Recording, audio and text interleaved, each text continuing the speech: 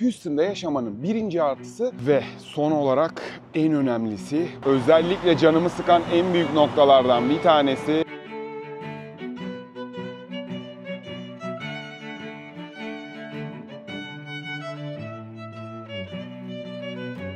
yeni bir videodan, Houston, Texas'tan herkese merhabalar. Kanalıma hoş geldiniz. Hemen arkamda gördüğünüz Türk konsolosluğu Houston'da bulunuyor. Bildiğiniz gibi Amerika'nın birkaç yerinde var. Ben bugün bir işlemim için geldim. Yasal süreç sonuçlandıktan sonra size başıma gelen büyük olayı kesinlikle anlatacağım. Fakat şu anda anlatamıyorum. Avukatıma vekalet için geldim ve gelmişken sizlere biraz Houston'dan bahsedeceğim. Houston'da yaşamanın artıları nelerdir, eksileri nelerdir? Çok güzel ve interaktif bir video olacak. İşinize yarayacak güzel bilgileri paylaşacağımdan eminim. Başından sonuna kadar videoyu izlemenizi tavsiye ediyorum. Hazırsanız güzel bir videoya başlayalım.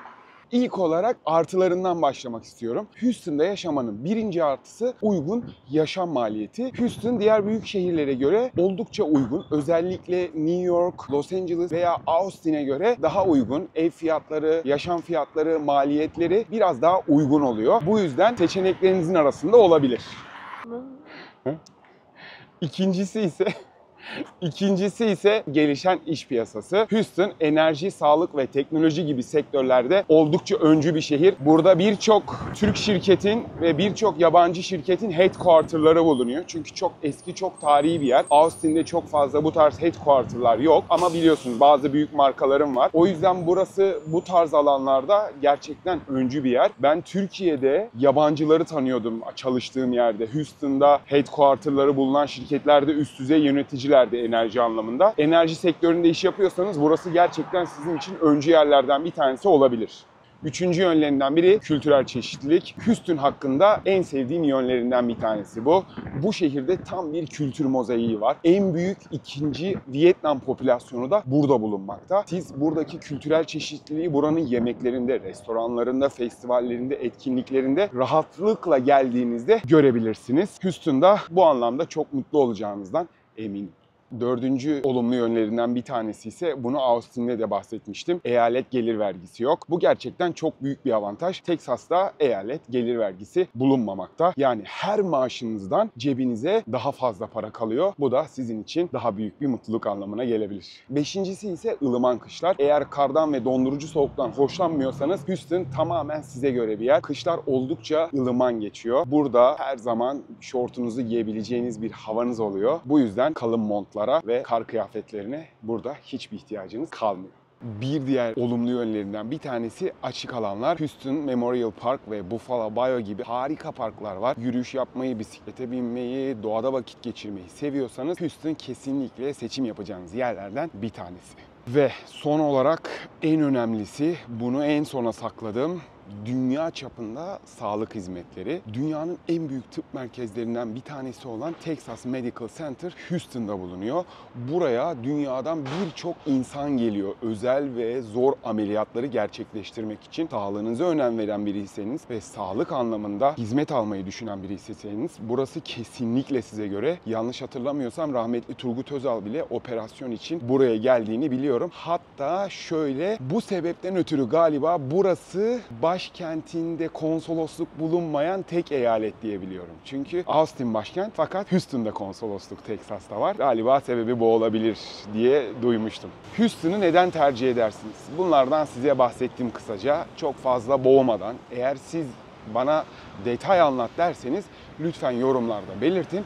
Ben de size güzelce bunun detaylı bir videosunu hazırlayabilirim. Daha fazla madde ekleyerek.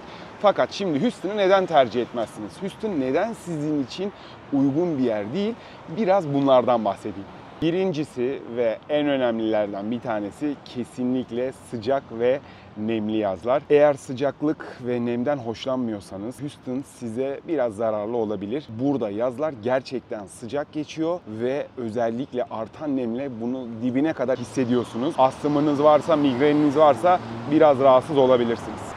Buraya çok gelip geliyorum. Özellikle canımı sıkan en büyük noktalardan bir tanesi şu anda yok. Fakat trafik kabusu. Houston yoğun trafiğiyle çok meşhur. Özellikle iş çıkış saatlerinde trafik sıkışlığı mükemmel yaşanabiliyor. Ben buraya NBA maçlarına gidip geldiğim için bu trafiği böyle biraz dibine kadar hissettim. Burada girdiğiniz zaman çıkamayacağınızı düşündüğünüz trafik anları olabiliyor. Özellikle toplu taşıma diğer büyük şehirlere göre çok gelişmiş değil Houston'da. Bu yüzden çoğunlukla arabanıza bağlı kalacaksınız. Trafiği sevmeyen, trafikten hoşlanmayan birisiyseniz burası size göre değil. Bir diğer eksi yönlerinden bir tanesi ise kasırga sezonu. Ben Amerika içinde bir yerden bir yere taşınırken en çok dikkat ettiğim noktalardan bir tanesi. Houston, Meksika Körfezi'ne yakın olduğu için kasırga ve sel tehlikesi yaşıyor. Kasırga sezonu bazı büyük fırtınalarını da beraberinde getiriyor. Eğer su baskınına eğimli bir bölgede yaşıyorsanız hazırlıklı olmanız gerekir. Bu konularla uğraşmak istemeyen birisiyseniz ve bu tehlikeleri yaşamak istemeyen birisiyseniz benim gibi buna dikkat edip buraya taşınmamanız gerekebilir.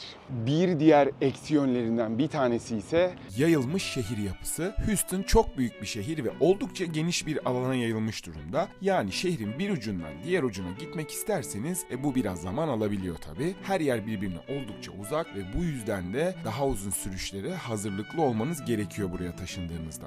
önemli ve bir diğer eksilerinden bir tanesi ise buranın hava kalitesi sorunu. Houston'daki endüstriyel faaliyetler hava kirliliğine neden olabiliyor ve özellikle solunum yolu hastalıkları olan, solunum yolunda problem yaşayan insanlar için Houston iyi bir tercih olmuyor. Çünkü burada hava kalitesi her zaman iyi seviyede bulunmuyor. Buraya geldiğinizde hissediyorsunuz. Eğer Austin'de yaşıyorsanız ya da başka bir yerde yaşıyorsanız mutlaka buraya geldiğinizde o farkı hissediyorsunuz. Olumsuz yönleri hep tehlikeli yönler. Şimdi bir diğerinden bahsedeceğim size. Bu da sel sorunları.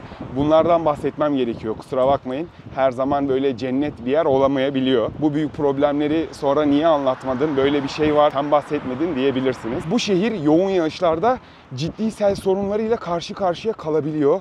Kasırga olması bile bazı bölgelerdeki yağış oranlarını arttırıyor ve bu da ciddi bir şekilde su taşkınlarına sebep olabiliyor. Bence bu İstanbul'dan kurtulmak isteyen birisinin kesinlikle tekrar karşılaşmak istemeyeceği bir problem. 7. ve son eksi yönleri ise zoning eksikliği. Son olarak Houston'da mesela Austin'deki gibi katı imar kuralı yok. Bu yüzden bazı yerlerde konutlar ve iş alanları iç içe. Yani evinizin yanında kocaman bir şirket olabiliyor. Bunun eksi yönleri çok fazla. Geldiğinizde, burada yaşadığınızda ne demek istediğimi çok iyi anlarsınız. Evinizi seçerken Houston'da aileyseniz ve ailevi bir bölge istiyorsanız mutlaka etrafına da göz atın evinizin. Hemen bir adım ötenizde kocaman bir şirketle bulabilirsiniz. Ya da normal ev gibi görünüyordur ama şirket de olabilir. Bunlara dikkat edin. Düzensiz yerleşme burada biraz daha fazla. Austin'de böyle bir şey göremezsiniz. Daha düzenli. Fakat Houston çok eski ve tarihi olan bir yer olduğu için Austin kadar katı bir imar kuralını burada göremiyorsunuz. O konuda sizi uyarmak istedim. İşte bu kadar. Sizin için Houston'ın artılarını, eksilerini kısa bir şekilde özetleyerek derledim. Umarım beğenmişsinizdir ve zevk almışsınızdır.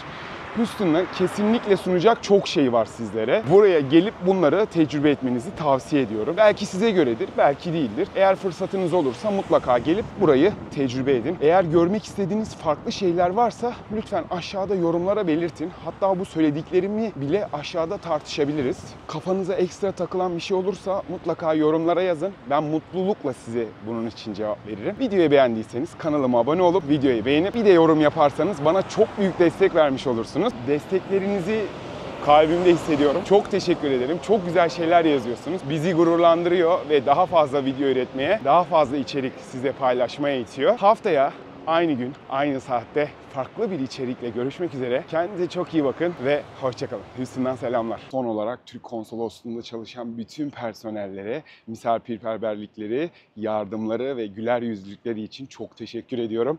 İnanılmaz kolay bir şekilde işimi hallettim. Çok yardımcı oldular. Buradan kendilerine isim vermeden genel olarak çok teşekkür ediyorum. Eğer videoyu izliyorsanız iyi ki varsınız. İyi çalışmalar diliyorum.